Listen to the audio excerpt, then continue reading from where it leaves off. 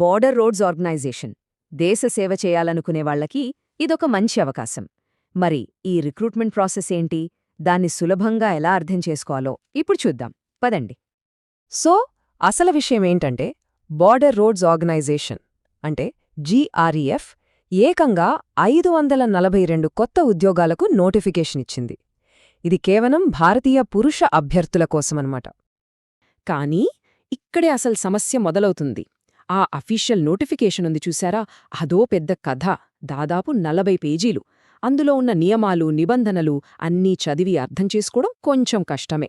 చిన్న తప్పు చేసినా అప్లికేషన్ రిజెక్ట్ అయ్యే ఛాన్సుంది. మరి ఎలా?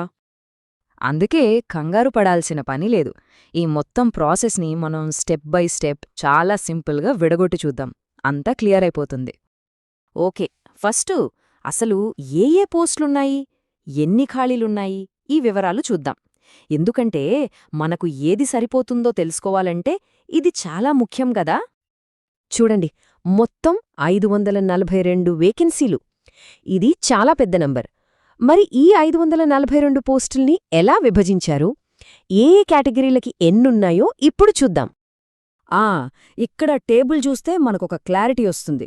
చూడండి, వెహికల్ మెకానిక్ పోస్టులకే సింహభాగం కేటాయించారు, ఏకంగా 324 పోస్టులు.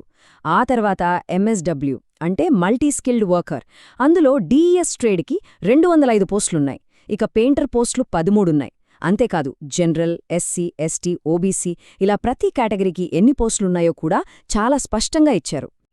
సరే, పోస్టులేంటో తెలిసింది. ఇప్పుడు చాలా ముఖ్యమైన విషయం, అదే ఎలిజిబిలిటీ. అంటే అసలు అప్లై చేయడానికి ఉండాల్సిన అర్హతలేంటి, ఇది సరిగ్గా చెక్ చేసుకోవాలి.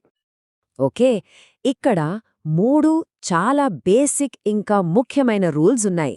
ఒకటి, అప్లై చేసేవాళ్లు ఖచ్చితంగా ఇండియన్ సిటిజన్ అయి ఉండాలి. 2, ఇది చాలా ముఖ్యం, ఈ జాబ్స్ కేవలం పురుషులకు మాత్రమే. 3, అప్లికేషన్ చివరి తేదీ నాటికి అప్పటికే కావాల్సిన అన్ని సర్టిఫికెట్లు చేతిలో ఉండాలి. రిజల్ట్స్ కోసం వెయిట్ చేస్తున్నామంటే కుదరదన్నమాట. ఇక వయసు విషయానికొస్తే ఇది పోస్టును బట్టి మారుతుంది. వెహికల్ మెకానిక్ అయితే 18 నుంచి 27 ఏళ్ల మధ్య ఉండాలి. అదే ఎంఎస్డబ్ల్యూ పెయింటర్, డిఎస్ పోస్టులకైతే 18 నుంచి 25 ఏళ్లు. అయితే ఎస్సీ, ఎస్టీ, ఓబీసీ కేటగిరీల వారికి రూల్స్ ప్రకారం ఏజ్ రిలాక్సేషన్ కూడా ఉంటుంది. సరే, చదువు విషయానికొస్తే బేసిక్గా అన్ని పోస్టులకి 10th క్లాస్ పాస్ అయి ఉండాలి. కానీ అదొక్కటే సరిపోదు. దాంతోపాటు వెహికల్ మెకానిక్ పోస్టుకైతే మోటార్ వెహికల్ లేదా డీజిల్ మెకానిక్లో సర్టిఫికేట్ ఉండాలి. పెయింటర్ పోస్టుకి ఐటీఐ నుంచి పెయింటర్ సర్టిఫికేట్ కావాలి. ఇక ఎంఎస్డబ్ల్యూ డిఈఎస్ పోస్టుకి మోటార్ వెహికల్ ట్రాక్టర్ మెకానిక్లో ఐటీఐ సర్టిఫికేట్ తప్పనిసరి. రైట్, అర్హతలన్నీ ఉన్నాయనుకుంటే నెక్స్ట్ స్టెప్ ఏంటి? అప్లికేషన్ ఫిల్ చేయడం. ఈ ప్రాసెస్లో ఎలాంటి తప్పులు చేయకుండా జాగ్రత్తగా ఎలా పూర్తి చెయ్యాలో ఇప్పుడు వివరంగా చూద్దాం. ఈ ప్రాసెస్ చాలా simple. Step 1, official website bro.gov.in కి వెళ్ళి అప్లికేషన్ ఫామ్ డౌన్లోడ్ చేసుకుని ప్రింట్ తీసుకోవాలి. స్టెప్ 2, ఆ ఫామ్ని ఇంగ్లీష్ లేదా హిందీలో మాత్రమే నింపాలి. స్టెప్ 3, అప్లికేషన్ ఫీజ్ ఆన్లైన్లో కట్టాలి. ఇది నాన్ రిఫండబుల్. స్టెప్ 4, కావాల్సిన సర్టిఫికెట్లు, ఫోటోలు అన్నీ జతచెయ్యాలి. ఫైనల్గా స్టెప్ 5, ఈ మొత్తం అప్లికేషన్ను రిజిస్టర్డ్ పోస్ట్లో పంపించాలి. ఒక్క నిమిషం, ఇక్కడొక చాలా చాలా ముఖ్యమైన విషయం ఉంది. ఇది చాలా చిన్నదిగా అనిపించొచ్చు, కానీ దీనివల్లే చాలా అప్లికేషన్లు రిజెక్ట్ అవుతాయి. ఏంటంటే అప్లికేషన్ ఫామ్ మొత్తం కేవలం క్యాపిటల్ లెటర్స్లోనే నింపాలి. స్మాల్ లెటర్స్ అస్సలు వాడొద్దు, ఇది గుర్తుపెట్టుకోండి. ఇక ఇంకో విషయం, రిజర్వేషన్ ఉన్నవాళ్లు వాళ్ల క్యాస్ట్ సర్టిఫికేట్ సబ్మిట్ చేస్తారు కదా, అవి నోటిఫికేషన్లో ఇచ్చిన ఫార్మాట్లో మాత్రమే ఉండాలి. ఇక్కడ చూడండి, ఎస్సీ బై ఎస్టీ వాళ్లకి ఒక ఫార్మాట్, ఓబీసీ వాళ్లకి ఇంకో ఫార్మాట్ ఉంది. వేరే ఫార్మాట్లో పెడితే అప్లికేషన్ రిజెక్ట్ అయ్యే ప్రమాదం ఉంది. సరే, అప్లికేషన్ పంపించేశాం. ఆ తర్వాతేంటి? ఇప్పుడు సెలక్షన్ ప్రాసెస్ ఎలా ఉంటుందో చూద్దాం. ఇందులో కొన్ని స్టేజెస్ ఉంటాయి. First stage physical efficiency test, షార్ట్గా పీఈటీ. ఇది జస్ట్ ఒక క్వాలిఫైయింగ్ టెస్ట్. అంటే ఇది ఫైనల్ ఎగ్జామ్ కాదు, ఒక ఎంట్రీ టికెట్ లాంటిది. ఇందులో పాస్ అవ్వాలి అంతే, దీనికి మార్కులుండవు. కానీ ఇందులో పాస్ అవ్వకపోతే ఇక ముందుకెళ్లలేరు, అక్కడితో ఆగిపోవాల్సిందే. మరి ఈ పీఈటీలో ఏం చెయ్యాలి?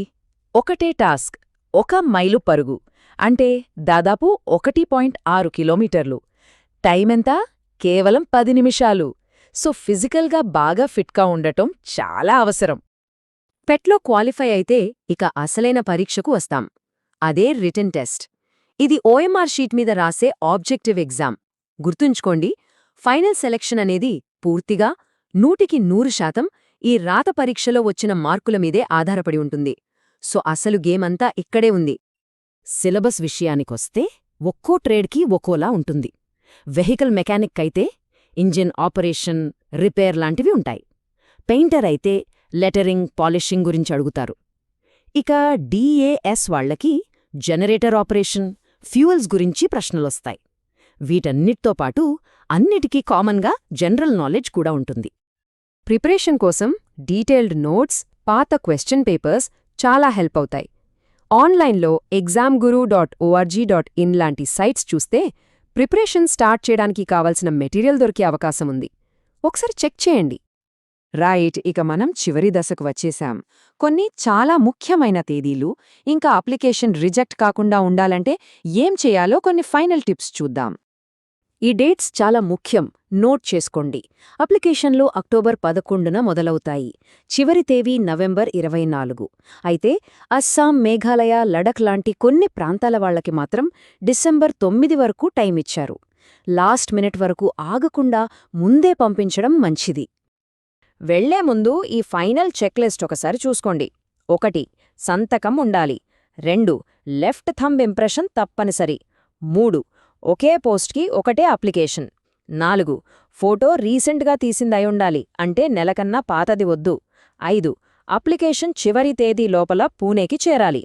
ఈ 5 ఏది మిస్ అయినా అప్లికేషన్ పక్కకు పెట్టేస్తారు.